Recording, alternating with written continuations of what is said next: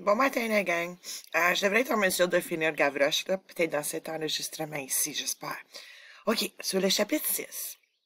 Jean Valjean amène Javert. Quand Jean Valjean se trouve seul avec Javert, il défait la corde qui tenait le prisonnier à la table par le milieu du corps.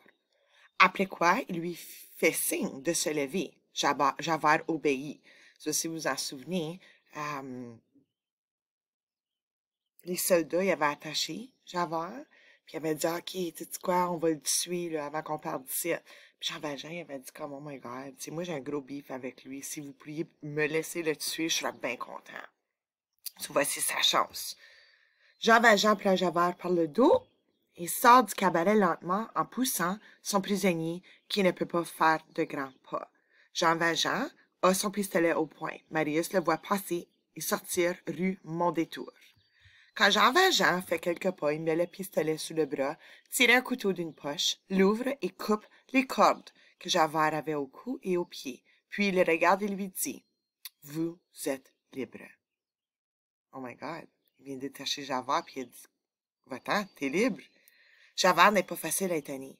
D'habitude, il est maître de lui, mais là, il ne sait pas quoi dire et reste sans mouvement.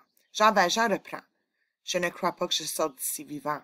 Pourtant, si j'en sortais, j'habite sous le nom de Fauchelevent, rue de l'Homme Armé, numéro 7. » Javert répète. « Tu as dit Fauchelevent, rue de l'Homme Armé, numéro 7. »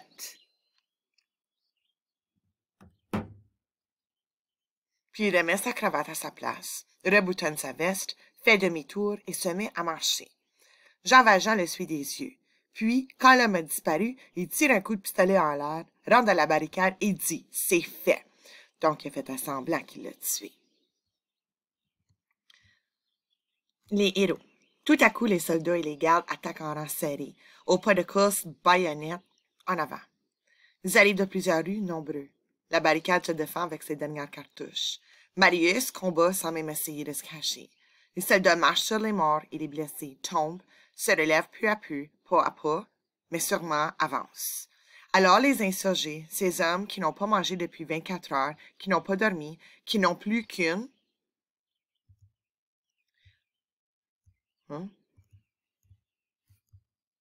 Qui n'ont plus que, excusez, quelques coups à tirer, qui sentent sur leurs doigts leurs poches vides de cartouches, presque tous les blessés, la tête ou le bras entourés de chiffons sanglants, ayant dans leurs habits des trous d'où le sang coule, à peine armés, de mauvais fusils ou de vieux sabres se montrent des héros.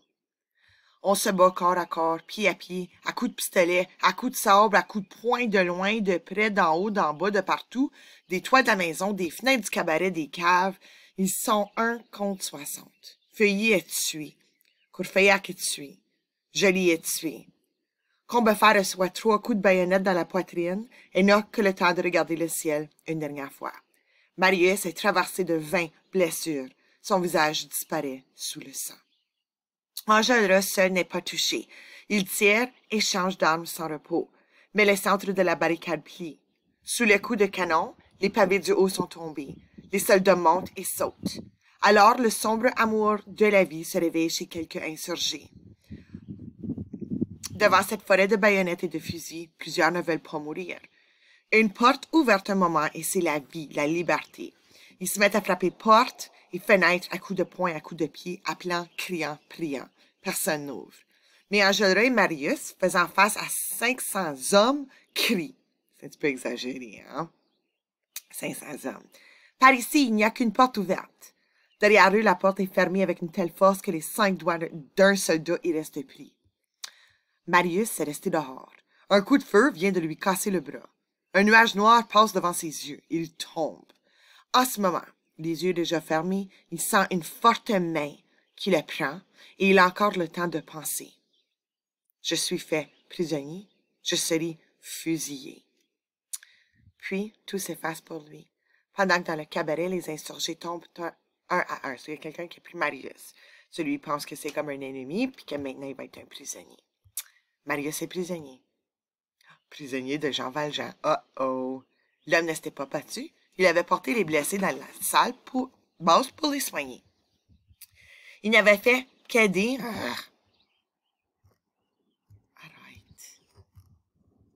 Arrête! Il n'avait fait qu'aider et les balles n'avaient pas voulu de lui.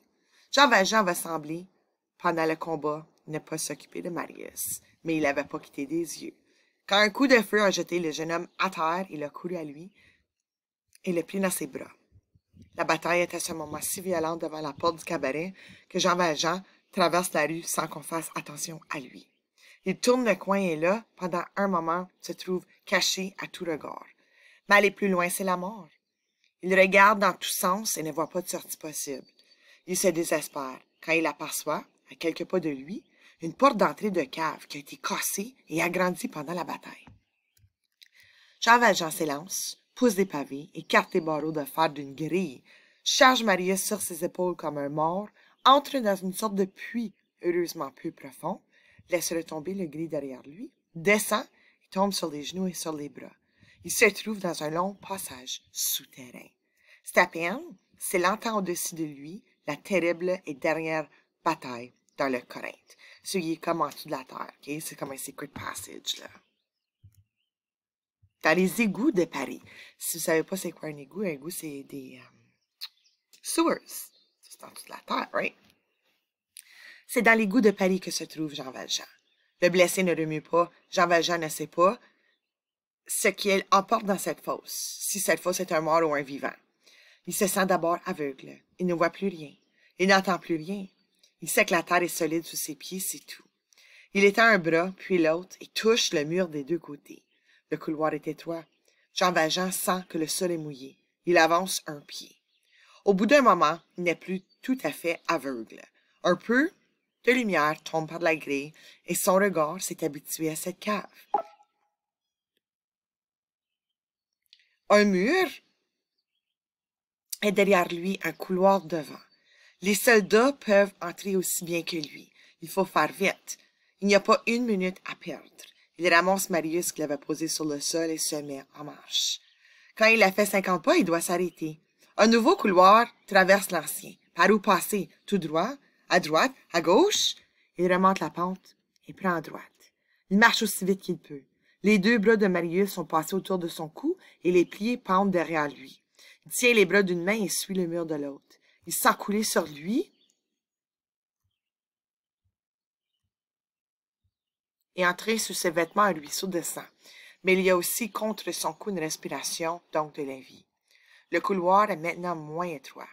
Jean Valjean est encore obligé de se serrer contre le mur pour ne pas avoir les pieds dans l'eau. Il avance avec peine. Les égouts suivent plus ou moins les rues, mais il y a alors dans Paris 2200 rues, longues de 44 kilomètres. Et Jean Valjean commence par se tromper. Il croit être sous la rue Saint-Denis, et il est dans l'égout Montmartre, d'où 1000 branches partent dans tous les sens. Il va, ne voyant rien, ne sachant rien, ne comptant que sur la chance. Par moments, la peur monte en lui. Comment sortirait-il de là? Trouverait-il une sortie à temps? Ne tomberait-il pas dans quelque puits? Marius ne mourrait-il pas dans ses bras? Et lui ne mourrait-il pas de faim? Tout à coup, l'eau du ruisseau, qu'il sentait du bout du pied, monte à la jambe. L'égout descend. Pourquoi? Allait-il arriver à la Seine en plein jour pour se faire arrêter? À chaque fois qu'il rencontre un croisement, il étend le bras. Il mesure la largeur de cette nouvelle rue souterraine et il choisit la plus large. À un certain moment, il réalise qu'il a quitté le Paris silencieux, celui de la révolte, et qu'il rentre sous le Paris vivant, celui où des voitures roulent. Il marche depuis une demi-heure et il n'a pas pensé encore à se reposer, quand tout à coup, il voit son ombre dans une lumière rouge. Il se retourne. Derrière lui, une partie du nouveau couloir qu'il vient de prendre. Très loin, lui semble-t-il, il aperçoit 8 ou 10 formes noires, droites, terribles. La marche souterraine. Dans la nuit du 6 juin, la police a reçu ordre d'empêcher les insurgés de fuir par les égouts, et 3 groupes d'agents y sont descendus armés de carabines et de casse-têtes. C'est le premier groupe que Jean Valjean voit arriver sur lui. Il vient d'un égout que Jean Valjean a rencontré sur son chemin, mais qu'il a cru plus étroit que celui qu'il suivait. Les policiers ont entendu des pas et regardent dans le brouillard du côté d'où ces pas paraissent venir. Pour Jean Valjean, c'est une minute terrible. Heureusement, s'il voit bien la lampe des policiers, ceux-ci ne le voient pas. Il s'est arrêté et il s'est couché contre le mur. Les policiers écoutent et n'entendent rien. Ils regardent et ne voient rien. Ils pensent qu'ils se sont trompés, qu'il n'y a pas eu de bruit, qu'il n'y a personne, qu'il est inutile d'aller plus loin, que ce serait du temps perdu et qu'il faut monter jusqu'aux égouts de la rue Saint-Denis et Saint-Mary où on s'est battu. Ils s'éloignent et le bruit de leurs pas se perd dans la nuit. Jean Valjean reprend sa marche. Elle est de plus en plus difficile. Les égouts sont de la hauteur d'un homme. Pour pouvoir porter Marius sur le dos sans le blesser, il doit marcher les genoux pliés et il doit entrer souvent dans l'eau grasse. Il a soif et faim. Il commence à sentir la fatigue. La respiration de Marius lui paraît faiblir. Il le tient de façon que la poitrine ne soit pas gênée. Il sent entre ses jambes des bêtes, des rats sans doute passés en courant. Il peut être 3 heures quand il arrive à un égout de 2,50 m de large sur plus de 2 de haut. Il est d'abord étonné de pouvoir marcher sans toucher le mur de la tête. Mais la question se pose, descendre ou monter? Il pense qu'il faut se dépêcher maintenant pour gagner la scène. Donc descendre, et il tourne à gauche. Il est fatigué. Il y a un endroit éclairé, il s'arrête. Avec des mouvements de frappe pour un blessé, il pose Marius sur le sol sec. Le jeune homme a les yeux fermés, les cheveux collés par le sang, les mains pendantes et comme mortes. La chemise entre dans les blessures que le drap de l'habit vient frotter. Jean Valjean passe sa main sous la chemise et cherche le cœur. Il bat encore. Alors le vieil homme déchire sa chemise et panse les blessures. Puis dans ce demi-jour, il se penche sur Marius, toujours sans connaissance, qui respire à peine, et il regarde avec haine. Soit il haït, mais il est quand même en train de lui sauver la vie. Ok, so je m'arrête là. Ensuite, on va faire un dernier enregistrement.